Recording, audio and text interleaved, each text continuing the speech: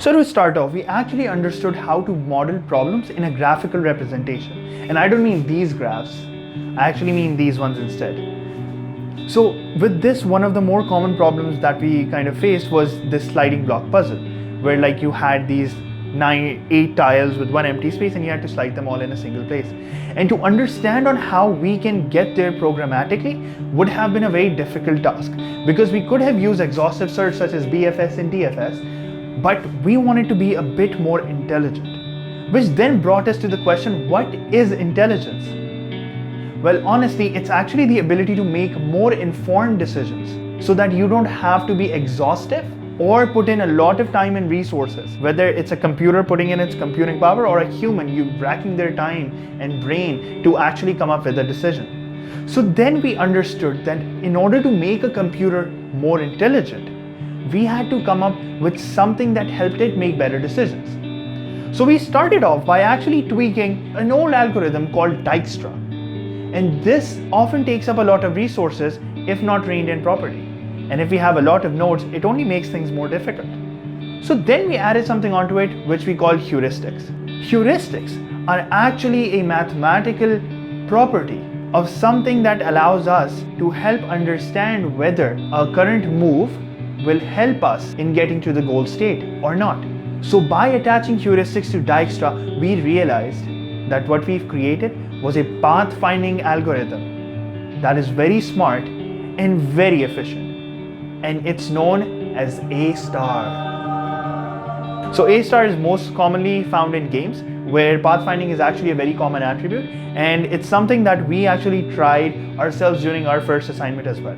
It's kind of a marvel to behold, and it allows us to make better decisions based on heuristics and the total cost of traversing a path based on a graph.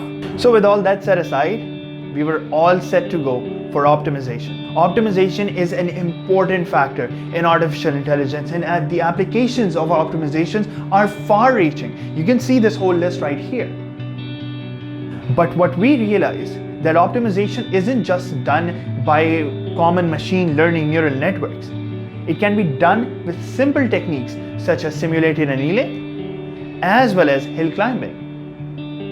And while hill climbing is a more rudimentary approach, allowing us to gradually step up a hill, so to say, based on the values a function produces based on random inputs that we give it. And then it steers itself towards the top of the hill.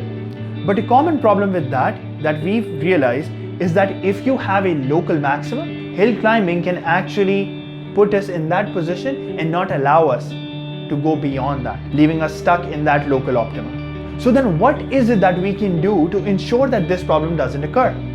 Well, I present to you simulated annealing, which actually allows us, based on a given probability that we produce based on the delta of the two functions, as well as a temperature value that we decay over time, simulated annealing actually allows us to use a stochastic version of hill climbing and give us a better opportunity to actually reach the global maximum. We've discussed search trees before, but then we realized there's an other type of trees called game trees. Game trees actually are adversarial in nature, where each level is actually a move from either you or the opponent. And we realized on how to make better decisions in which path to take in a game tree based on two things. Number one was the min-max algorithm, which allowed us to use either the minimization of the opponent's score and the maximization of your score to then lead to a path that is the most effective for you to take. But then adding on top of it a further level of optimization, if you will, to that min-max algorithm brought to us the alpha-beta pruning. Alpha-beta pruning actually allows us to prune complete leaves directly off of a graph, saving us a lot of time and the effort of not having to actually traverse all of the leaf nodes, and thereby allows us to find the most optimal path to winning a game while also not spending a lot of computing power on it as well. So this is so far what we've learned, and I'm honestly excited for what Module 2 has to offer. But one thing that I'm really excited about is machine learning. Machine learning was recently introduced in one of our latest classes, and I am super excited to see what I can learn by formalizing my knowledge in machine learning.